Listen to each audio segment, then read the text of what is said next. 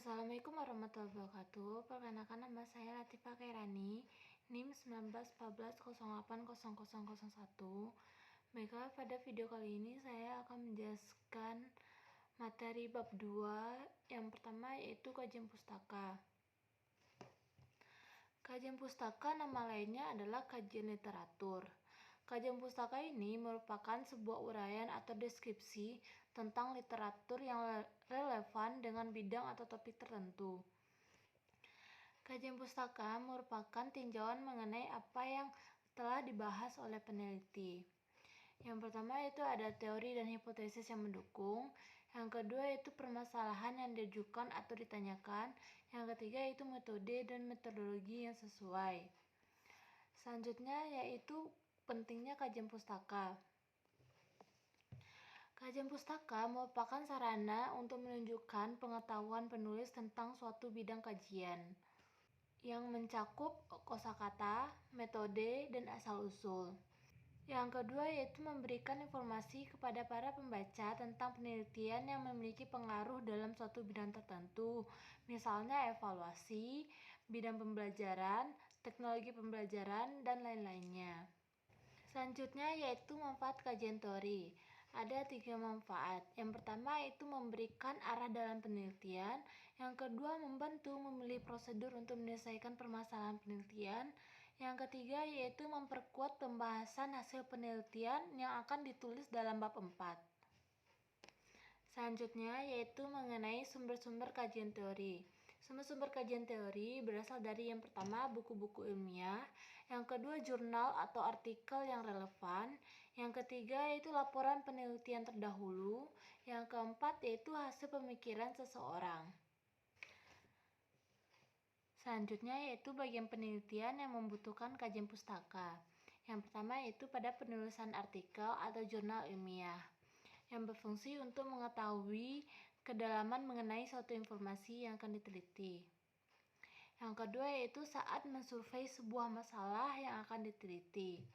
Yang ketiga yaitu saat menganalisa masalah yang sedang diteliti. Dan yang keempat adalah saat akan meneliti sebuah masalah. Selanjutnya yaitu cara-cara mengkaji bahan pustaka. Yang pertama dilihat dari klasifikasi menurut bentuk.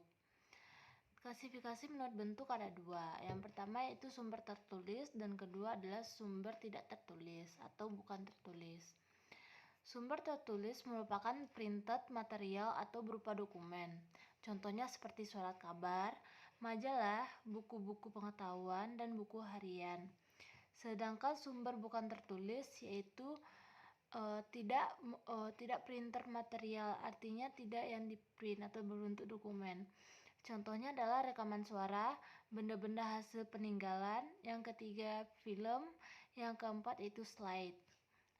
Yang kedua yaitu klasifikasi menurut isi. Klasifikasi menurut isi ada 2, yaitu yang pertama primer dan kedua sekunder. Yang primer merupakan sumber bahan atau dokumen atau digambarkan sendiri oleh orang atau pihak yang hadir pada waktu kejadian. Contohnya yaitu buku harian, notulen rapat, manuskrip, memorandum akhir jabatan, dan sebagainya yang berasal dari tangan pertama. Yang ketiga yaitu membaca teori-teori dari para ahli. Selanjutnya yaitu tahapan penyusunan kajian teori atau kajian pustaka. Yang pertama yaitu menentukan variabel yang akan diteliti. Yang kedua yaitu mencari sumber referensi. Yang ketiga yaitu memilih dan memilah referensi yang relevan. Yang keempat mencari dan membandingkan variabel. Yang kelima membaca isi topik penelitian. Yang keenam mendeskripsikan teori. Yang ketujuh yaitu mencantumkan sumber referensi yang dikutip. Selanjutnya yaitu variabel dan indikator penelitian. Yang pertama yaitu variabel. Variabel merupakan atribut sekaligus objek yang menjadi titik perhatian suatu penelitian. Besaran yang dapat diubah atau berubah sehingga dapat mempengaruhi peristiwa atau hasil penelitian. Yang kedua yaitu variabel terbagi atas 3. Yang pertama yaitu variabel bas dan variabel terikat. Yang kedua ada variabel aktif dan variabel atribut. Yang ketiga yaitu variabel kontinu, dan variabel kategori atau variabel laten. Variabel bebas atau independen adalah variabel yang mempengaruhi atau menjadi sebab perubahan atau timbulnya variabel terikat. Sedangkan variabel terikat adalah variabel yang dipengaruhi atau menjadi akibat karena adanya variabel bebas. Variabel aktif adalah variabel bebas yang dimanipulasi. Sedangkan variabel atribut adalah yang tidak dapat dimanipulasi atau kata lain variabel yang sudah melekat dan merupakan ciri dari subjek penelitian. Variabel kontinu memiliki sehimpunan harga yang teratur dalam suatu cakulan atau range tertentu. Variabel kategori merupakan variabel yang berkaitan dengan suatu jenis pengukuran yang dinamakan pengukuran nominal. Syarat-syarat yang dituntut oleh kedua variabel kontinu dan variabel kategori adalah semua anggota himpunan bagian dipandang sama. Selanjutnya yaitu kegunaan variabel. Yang pertama untuk mempersiapkan alat dan metode pengumpulan data. Yang kedua yaitu untuk mempersiapkan metode analisis atau pengolahan data. Yang ketiga yaitu untuk pengujian hipotesis.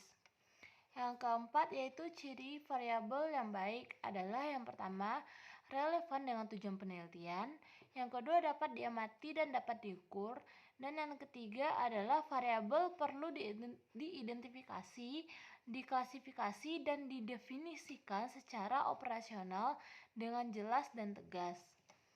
Selanjutnya yaitu indikator penelitian.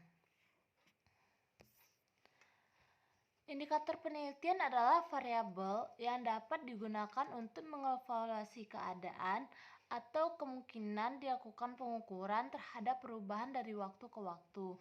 Fungsi indikator penelitian adalah yang pertama untuk menguatkan definisi dari variabel, yang kedua itu membuat instrumen penelitian. Yang ketiga yaitu rumus untuk merumuskan indikator, yaitu rumusnya adalah SMART. Yang pertama simple, measurable, attributable, reliable, dan timely. Selanjutnya yaitu cara-cara menyusun kerangka berpikir. Yang pertama adalah menguasai teori-teori ilmiah sebagai dasar argumentasi. Yang kedua yaitu menganalisa variabel-variabel yang terkait dengan permasalahan. Yang ketiga yaitu membahas sendiri hasil pemahaman dan analisa landasan teori. Yang keempat yaitu dapat menggunakan bahasa asosiatif. Contohnya yaitu jika begini, maka begitu, semakin yang ini begini, maka yang itu semakin begitu. Selanjutnya yaitu penelitian relevan dan cara penulisannya.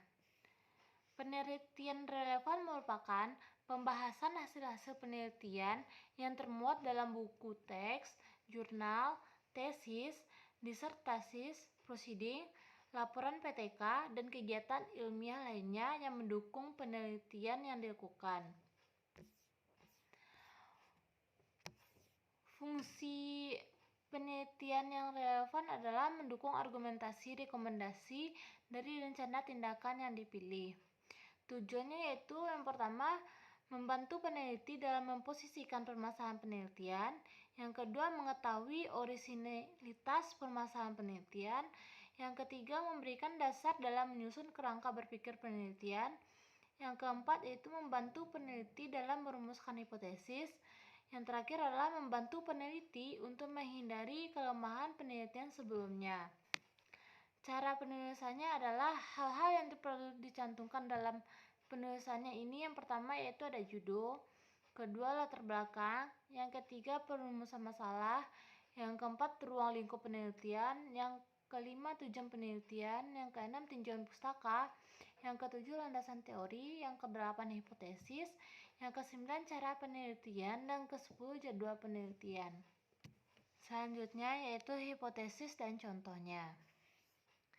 Hipotesis merupakan jawaban sementara terhadap hasil penelitian. Syarat hipotesis yaitu harus mengandung beberapa kemungkinan adanya faktor yang mendukung kebenaran Yang kedua, tidak boleh bertentangan dengan keadaan-keadaan, hukum-hukum, atau peraturan yang berlaku bagi akal manusia. Yang ketiga, yaitu tidak boleh hanya merupakan penyifatan yang bersifat deskriptif. Penelitian yang menggunakan hipotesis yaitu penelitian tindakan. Yang kedua ada penelitian deskriptif, yang ketiga ada penelitian evaluasi, yang keempat ada historis, yang kelima yaitu pelacakan, yang keenam ada filosofis. Selanjutnya yaitu jenis-jenis hipotesis. Ditinjau dari operasinya ada terbagi dua. Yang pertama yaitu ada hipotesis nol, yang mana merupakan yang menyatakan ketiadaan hubungan antar variabel. Yang kedua adalah hipotesis alternatif atau hipotesis kerja, yang merupakan menyatakan adanya hubungan antar variabel. Selanjutnya ditinjau dari ruang lingkupnya. Ada dua. Yang pertama yaitu hipotesis mayor, merupakan hipotesis mengenai kaitan seluruh variabel dan subjek penelitian. Yang kedua yaitu hipotesis minor, yang mana hipotesis mengenai kaitan sebagai dari variabel atau pecahan dari hipotesis mayor.